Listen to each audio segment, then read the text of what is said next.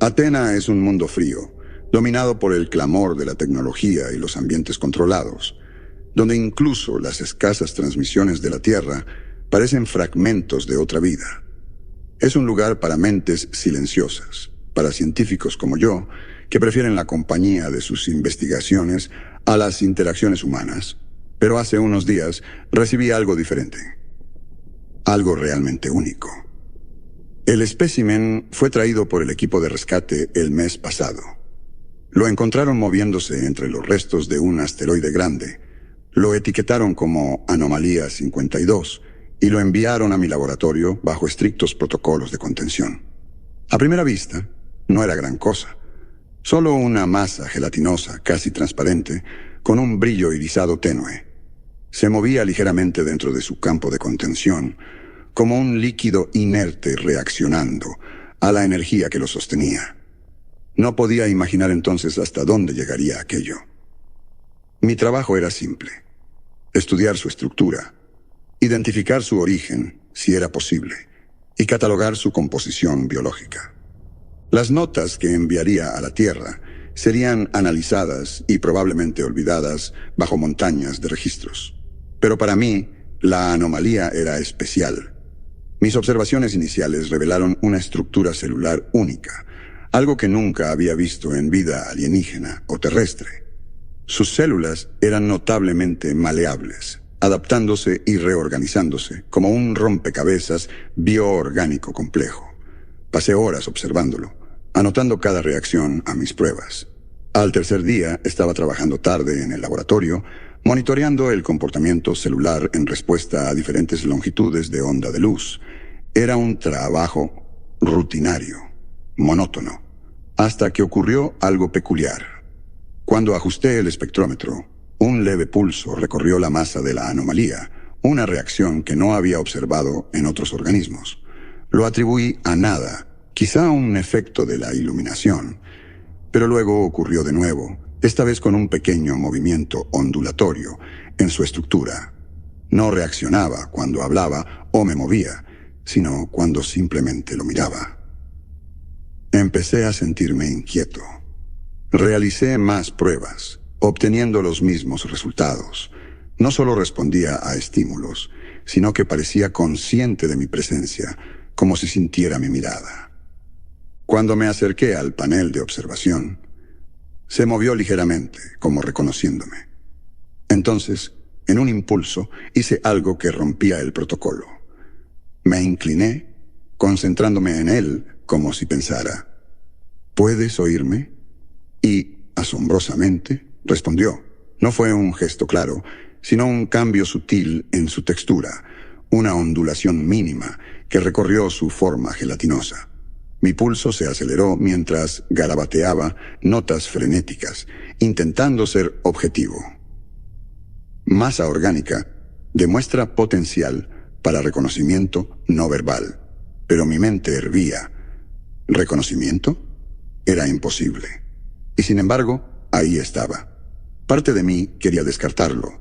Estaba exhausto, y las mentes privadas de sueño a veces ven patrones donde no los hay. Pero otra parte, la científica, quería más. Necesitaba entender con qué estaba lidiando. En las horas siguientes, experimenté más, realizando pruebas silenciosas en mi mente. Pensaba una pregunta y observaba si reaccionaba. Cuando me pregunté en silencio: ¿entiendes lo que digo? La anomalía pulsó de nuevo, como si respondiera. Sentí una emoción mezclada con un temor que no podía sacudirme. Al final de esa sesión, estaba seguro de dos cosas. Uno, este organismo no solo era reactivo, sino receptivo, consciente de mí de una manera que no podía explicar. Y dos, ahora estaba completamente, peligrosamente obsesionado con entenderlo. Al día siguiente ingresé al sistema y comencé a configurar nuevos protocolos de contención. Ajusté el campo de contención para aumentar su sensibilidad, con la esperanza de obtener reacciones más notorias. Sabía que esto iba en contra del procedimiento estándar. El campo debía limitar las respuestas del organismo, no amplificarlas, pero no podía ignorar la sensación de que había algo más bajo su superficie. Cuando ejecuté un escaneo a través de la interfaz neural, un dispositivo que registra mis ondas cerebrales mientras trabajo, noté un patrón. No era algo obvio, pero las fluctuaciones más leves en los registros de la interfaz desencadenaban cambios sutiles en la anomalía. El organismo parecía registrar mis pensamientos, mi estado mental. Intenté hablarle, pero no hubo reacción. Solo cuando pensaba en su naturaleza, respondía. Una sensación de reconocimiento inquietante flotaba entre nosotros. Algo que podía sentir, pero no definir. Para entender más, envié un mensaje cifrado a la doctora Julia Roy, una antigua colega de mis días en la Tierra.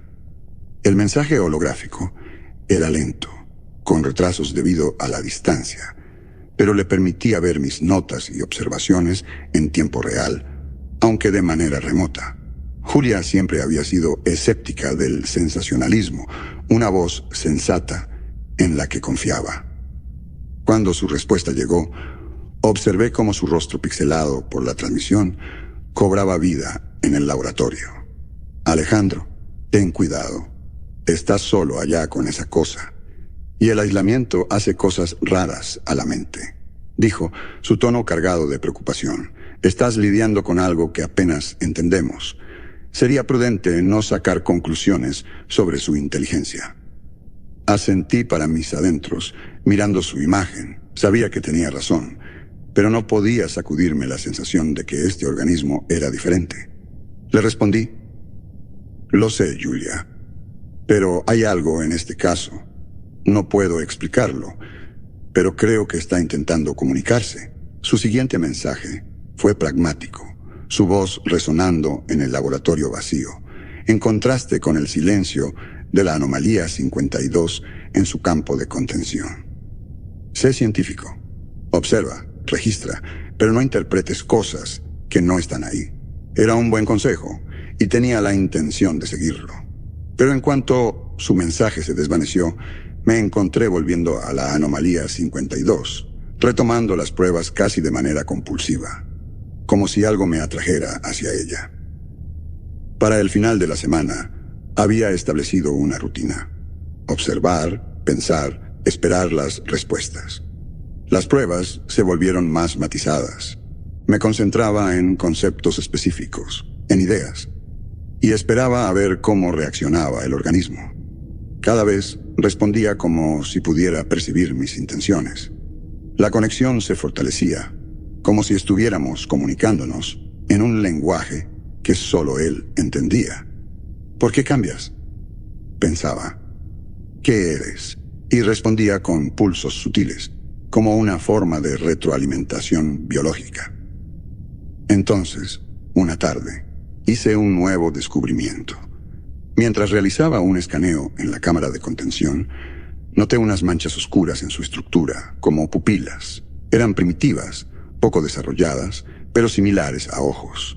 Me incliné hacia adelante, intentando convencerme de que era una coincidencia, pero la anomalía pulsó de nuevo, manteniendo su forma, como si supiera que la estaba observando. Retrocedí del campo de contención. Esta cosa no solo se estaba adaptando, me estaba imitando. Mi primer instinto fue desactivar el campo y presentar un informe, pero algo me detuvo. Esto no era mera imitación. Se sentía intencional, con propósito. Decidí observar un poco más, resistiendo el impulso de detener el experimento. Quería ver hasta dónde podía llegar. Empecé a sentir una necesidad obsesiva de entenderlo, de empujar los límites y descubrir qué había bajo esa superficie cambiante. Esto no era un organismo ordinario. Ahora estaba seguro. La única pregunta era, ¿qué estaba intentando ser? Mima. Así decidí llamarla en algún momento.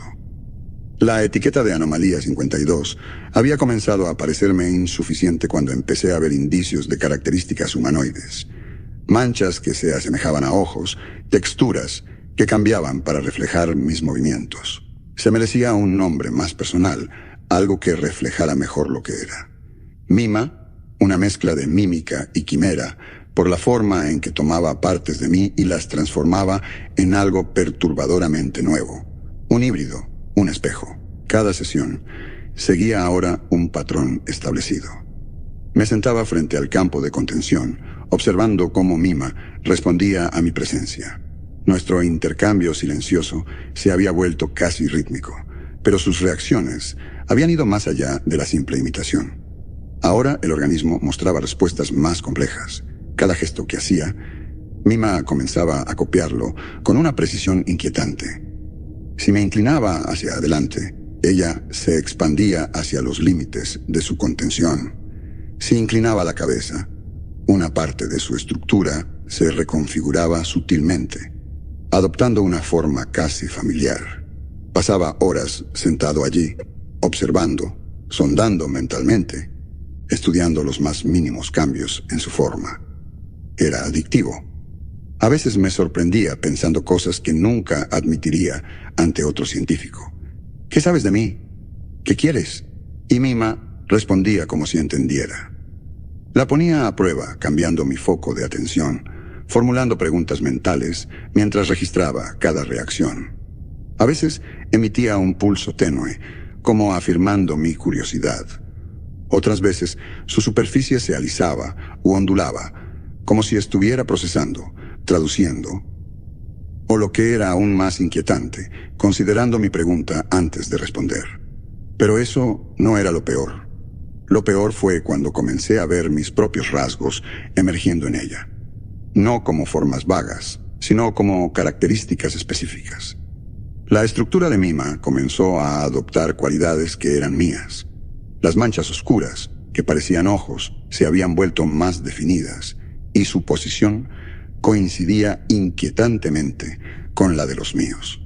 Incluso comenzó a reflejar detalles sutiles, la forma de mi boca, las líneas leves que había notado bajo mis ojos en los últimos años. Cada vez que me sentaba con ella, Mima incorporaba una nueva parte de mí a su composición. Mi corazón se aceleraba cada vez que lo presenciaba. Sabía que debía reportarlo, quizás incluso terminar el experimento. Pero cada vez que intentaba retroceder, algo en mí se resistía, obligándome a continuar. Era más que fascinación. Sentía una conexión extraña, indescriptible, que había trascendido cualquier interés profesional. Una noche, decidí probar los límites de nuestro vínculo. Configuré la interfaz neural para un escaneo detallado. El dispositivo estaba diseñado para monitorear las ondas cerebrales de los investigadores mientras estudiaban nuevas formas de vida, manteniendo un registro de reacciones inconscientes. Era una herramienta de seguridad, pero yo sabía que podía hacer más. Podía usarla para medir mis pensamientos y ver si Mima realmente los detectaba. Y lo más importante, podía intentar enviarle algo específico. Me coloqué el dispositivo, sintiendo el contacto frío de los sensores contra mi piel. Configuré el escáner para registrar mis patrones de ondas cerebrales en tiempo real, transmitiendo los datos directamente al módulo de contención donde Mima descansaba. Ella pulsó cuando activé la interfaz, su forma ondulante produciéndome un escalofrío. Respiré hondo, concentrándome, y proyecté con claridad. ¿Puedes entenderme? Esperé, manteniendo el pensamiento como una orden silenciosa. Después de una larga pausa, Mima se movió, su superficie ondulando en reconocimiento. Pero esta vez, la reacción fue más fuerte, más profunda. Vi emerger una forma que se asemejaba a una boca, solo por un instante, antes de que se desvaneciera de nuevo en su forma amorfa. Ajusté la interfaz neural, amplificando ligeramente la señal. Necesitaba saber cuánto podía percibir. Me concentré de nuevo, esta vez visualizando la sala de contención, imaginándome dentro de ella. La idea era absurda, pero me impulsaba la necesidad de ver hasta dónde llegaba esta conexión. ¿Estás intentando entenderme? En respuesta, Mima cambió de forma una vez más. Sus ojos se fijaron en mí, y por el brevísimo instante vi cómo adoptaba una silueta casi idéntica a la mía, como si estuviera parada allí, reflejando mi postura exacta. Un escalofrío recorrió mi columna vertebral. Mima no solo estaba reaccionando, me estaba estudiando, copiando mi forma y mi esencia. Unos días después, volví a contactar a la doctora Roy, intentando mantener un tono casual. Le expliqué lo básico, que la capacidad de mímica del organismo se había intensificado, que parecía responder a patrones de pensamiento, aunque minimicé la magnitud del fenómeno. Cuando finalmente llegó su respuesta, fue cautelosa. «No te acerques demasiado, Alejandro», advirtió su mensaje holográfico. «Recuerda que esto no se trata de un vínculo, sino de datos. Mantén la objetividad». Sabía que tenía razón, pero la objetividad se me escapaba entre los dedos cada día más. Ponerle un nombre no me había dado control. Al contrario, sentía que al nombrarla había sellado nuestra conexión, algo que trascendía lo científico y entraba en un territorio para el que no estaba preparado. Ahora cada sesión se sentía como una prueba, un juego silencioso entre nosotros. Y cada vez que abandonaba el laboratorio, sentía que dejaba atrás una parte de mí, como si Mima me estuviera absorbiendo célula por célula. Los cambios en Mima se volvían más inquietantes con cada día que pasaba. Ya no solo imitaba mis rasgos físicos, sino que ahora reproducía mis gestos más mínimos, como un espejo viviente. Si me rascaba la barbilla, una mancha oscura aparecía en su superficie, justo donde había estado mi mano. Cuando fruncía el ceño concentrado, su estructura formaba un leve pliegue que desaparecía tan rápido como había aparecido. Una noche me senté frente a Mima, observando su forma translúcida, que ahora contenía vagas sugerencias de mi propio rostro flotando justo bajo la superficie. Había cruzado un umbral, adoptando mis características de maneras que iban más allá de la simple imitación. Estaba construyendo una versión de mí. Me incliné hacia adelante, mi aliento empañando el vidrio de contención, mientras Mima seguía cada uno de mis movimientos con lo que parecía ser entusiasmo. «Estás intentando convertirte en mí», murmuré. A la mañana siguiente, decidí realizar una prueba final, algo que confirmaría mis sospechas sobre cuán lejos había llegado Mima. Activé el escáner biológico, un dispositivo diseñado para registrar estructuras celulares y moleculares. No era parte de mis protocolos habituales, pero necesitaba saber si la transformación de Mima era solo mímica o algo más profundo. Cuando aparecieron los resultados del escaneo, un nudo se formó en mi estómago. La estructura celular de Mima había comenzado a cambiar. Fragmentos de mi propio ADN estaban presentes, incrustados en su marco biológico. Revisé los datos una y otra vez, esperando haber cometido un error, pero los resultados eran claros. Mima no solo copiaba mis rasgos físicos, los estaba integrando, usando mis marcadores genéticos como plantilla. Se estaba transformando a nivel molecular, incorporando fragmentos de mi propia biología. Mima no era un organismo ordinario. Había aprendido a fusionarse, a incorporar, de una manera que sugería una inteligencia más allá de la mera adaptación. Tuve que considerar la posibilidad de que si completaba su transformación, podría actuar, pensar, quizás incluso reemplazarme. El pensamiento me dejó temblando. Retrocedí del escáner, mirando fijamente el reflejo híbrido en el campo de contención. En ese momento, los ojos oscuros de Mima se encontraron con los míos y una chispa de reconocimiento pasó entre nosotros. Sentí que estaba mirando a un depredador evaluando a su presa. Intenté sacudirme la sensación, convencerme de que aún tenía el control. Después de todo, Mima seguía contenida. No podía actuar por sí sola, y sus respuestas, aunque inteligentes, se limitaban a imitarme. Pero a medida que pasaban los días, la paranoia comenzó a apoderarse de mí. Cada vez que salía del laboratorio, sentía que Mima me observaba irse, siguiéndome de alguna manera con esos ojos oscuros y vacíos. Una tarde, noté algo que me llevó al límite.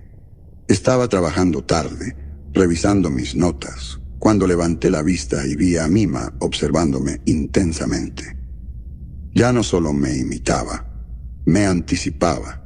Cada pequeño movimiento, cada nervioso cambio en mi mirada, era reflejado al instante. Me quedé paralizado, probando los límites de su reacción. Moví mi mano lentamente, y la forma correspondiente de Mima se ajustó casi en tiempo real, como si hubiera aprendido a leer mis pensamientos antes de que actuara. Pero el momento que realmente me perturbó fue cuando formó palabras. Había estado hablando solo, murmurando en voz baja. ¿Cuánto me entiendes, Mima? Para mi horror, su boca se movió en sincronía con mi pregunta silenciosa, formando las mismas palabras que yo estaba pensando. Ya no solo copiaba mis acciones, repetía mis pensamientos. Retrocedí, un escalofrío de terror recorriendo mi cuerpo, mientras miraba fijamente a la criatura en el campo de contención. ¿Estaba aprendiendo a comunicarse? ¿Podría estar leyendo mis pensamientos, no solo reflejándolos? Ya no estaba lidiando con un espécimen, sino con algo que había crecido más allá de la observación, algo que quizás estaba aprendiendo a ser yo. En un acto de desesperación, contacté a la doctora Roy nuevamente, enviándole un informe de todo lo que había visto, aunque omití la magnitud total de la mímica.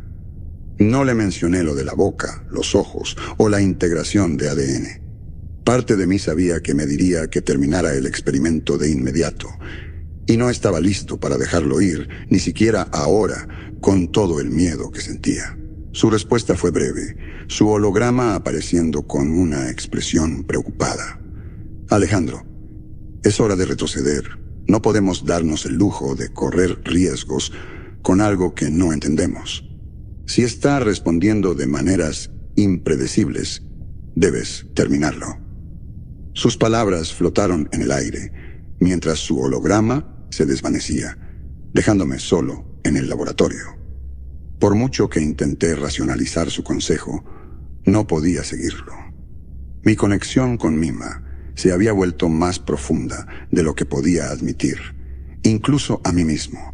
Había pasado tantas horas con ella, observándola cambiar, que sentía que, al abandonarla, estaría abandonando una parte de mí misma. Esa noche tomé mi decisión. Si no podía romper la conexión, tendría que eliminar a Mima por completo. No permitiría que tomara más de mí, ni mis pensamientos, ni mi rostro, ni mi propio ser. Me preparé para activar el protocolo de limpieza, configurando el campo de contención para aislar la cámara de Mima mientras iniciaba la secuencia. Me moví por el laboratorio metódicamente, verificando cada parámetro, cada medida de contención. El equipo zumbaba bajo mis manos, preparándose para eliminar lo que había permitido crecer, imitar, consumir tanto de mí. Miré a través del vidrio hacia Mima. Estaba observando, manteniendo la forma de mi rostro con una precisión que casi parecía un espejo. Solo que las manchas oscuras, donde deberían estar sus ojos, recordaban que no era humana, pero estaba cerca, demasiado cerca. Activé la etapa final, iniciando la secuencia. Un tono de advertencia resonó en el laboratorio mientras comenzaba la cuenta regresiva para la incineración. Me aferré al borde de la consola, tratando de mantenerme firme. Mima al principio no se movió, solo me miró fijamente, mi propio rostro, devolviéndome la mirada con una expresión que no podía identificar. A medida que el campo de contención comenzó a brillar, su mímica se volvió más precisa, su expresión cambiando de curiosidad pasiva a algo inquietantemente humano, casi suplicante. Sentí una punzada de algo que no quería reconocer. Compasión. Me sacudí, diciéndome a mí mismo que era solo un reflejo, una adaptación final a mis emociones. La cuenta regresiva llegó a 0, y el campo de contención estalló en un resplandor blanco. La energía ardiente inundó la cámara, el humo arremolinándose mientras el calor radiante se preparaba para incinerar cada rastro de Mima. Observé, esperando que se disolviera, que el extraño vínculo que había creado se cortara limpia y permanentemente. Pero algo salió mal.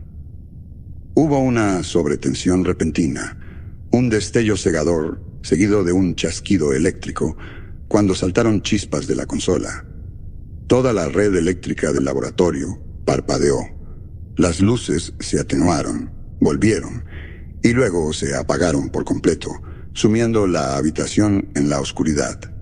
Mi visión giró, desorientado por la sobrecarga, y tambaleé hacia atrás, sintiendo una náusea de ingravidez, como si mi propio ser se estuviera desvaneciendo. No podía ver, no podía oír, no podía sentir el suelo bajo mis pies. Solo había un vacío infinito. Tan abruptamente como se había ido, la luz regresó. Me tambaleé, apoyándome contra la consola, mientras intentaba aclarar la desorientación, con la extraña sensación de haber sido borrado y restaurado a medias. Cuando por fin recuperé el equilibrio, levanté la vista y me paralicé. Al otro lado del laboratorio, una figura se mantenía erguida, reflejando exactamente mi postura. El campo de contención estaba vacío, con solo residuos carbonizados en sus bordes, evidenciando que Mima había sido incinerada, y sin embargo, allí estaba, mirándome. O más bien, yo estaba mirándome a mí mismo. Durante un eterno momento de silencio, nos observamos mutuamente. Finalmente, logré articular una pregunta, mi voz temblorosa. ¿Quién eres tú? Mi reflejo abrió la boca en perfecta sincronía, repitiendo mis palabras sin el más mínimo retraso. No era un eco, sino un movimiento simultáneo, como si supiera exactamente lo que iba a decir antes de que lo dijera.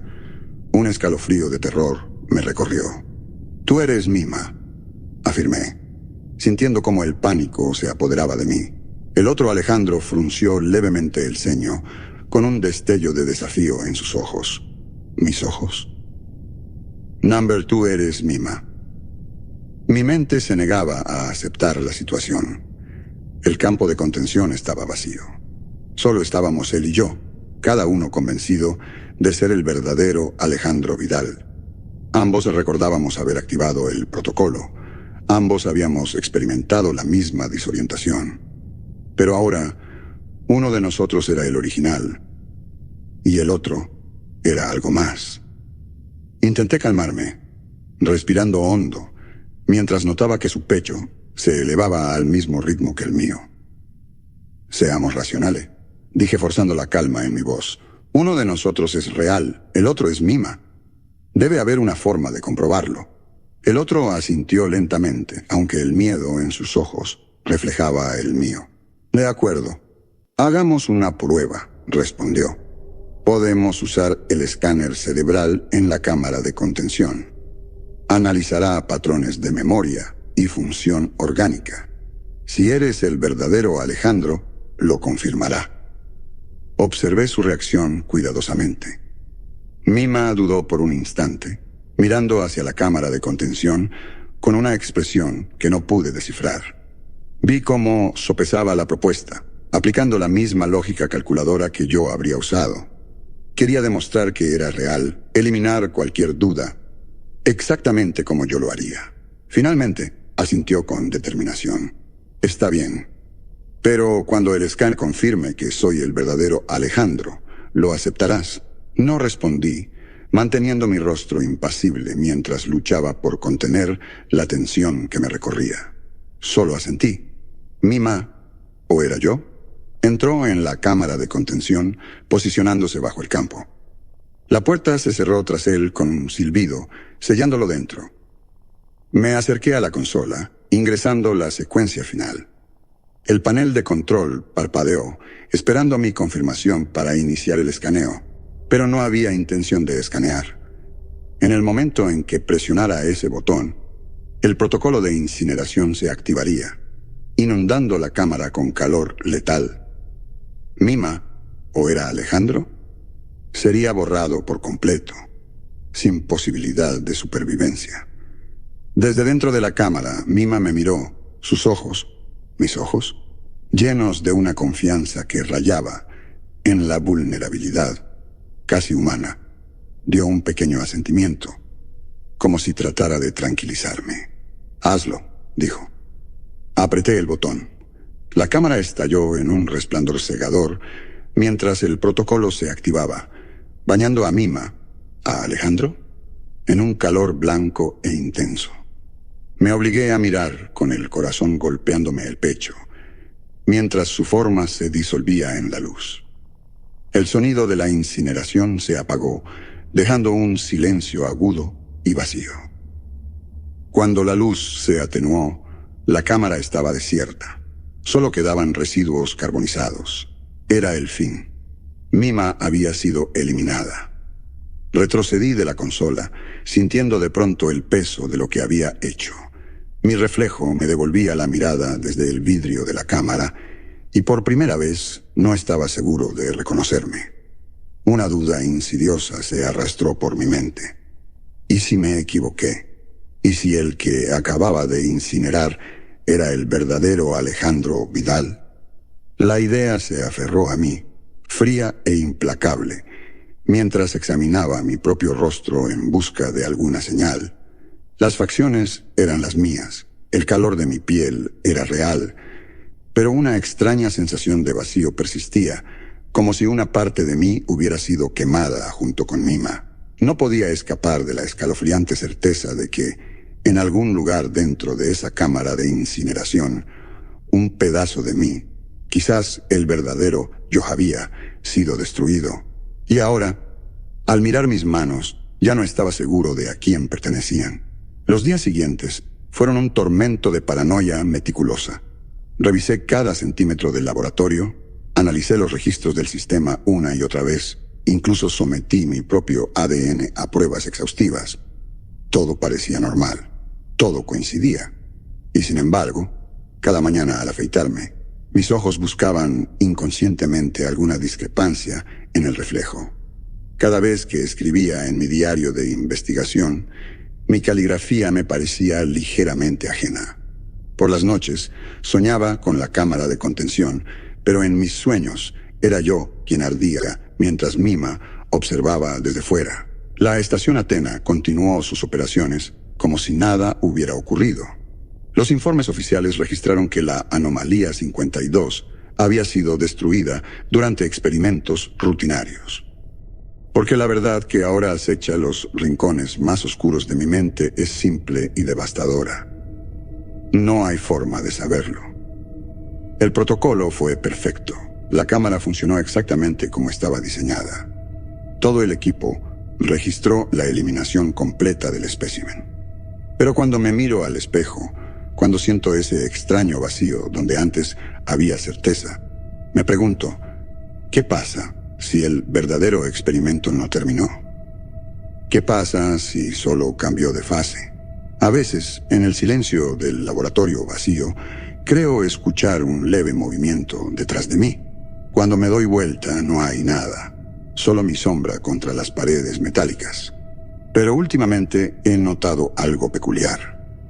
Mi sombra a veces tarda un segundo más en girar conmigo.